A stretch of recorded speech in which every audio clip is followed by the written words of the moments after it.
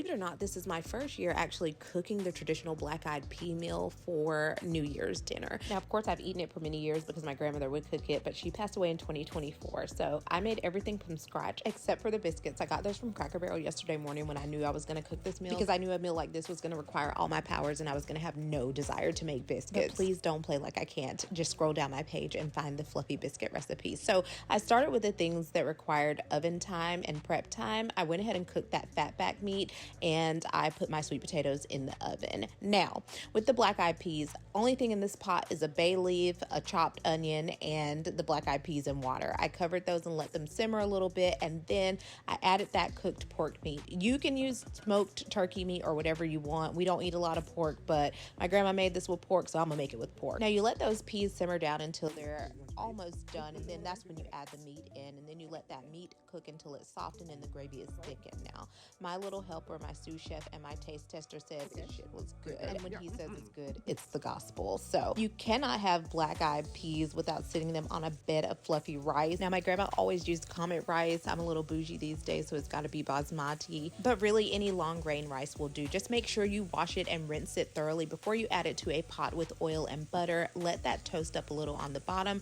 cover it with water, heavily salt it, and then if you don't know the plastic bag trick to turn any pot into a steamer, our girl Janice taught us this during the pandemic. Use that method and cook your rice to perfection. If it still has a little water boiling in the bottom, it is not ready. Let all that water boil out and you will have the perfect rice that is not soggy, sticky, or starchy. Now, grab like 5 cloves of garlic, rough chop those, add oil and butter to a pan with your garlic, saute that until it's a little bit translucent because we are making spinach. My grandma would have slaved all day making collard greens, but grandma, I just can't do it. Spinach it is. This was quick and easy. Saute the spinach down until it's half of what you paid for. And once you're nearing the end of your meal, take your hot sweet potatoes out of the oven. Now, I buttered the skin before I put them in, poked a couple holes in them.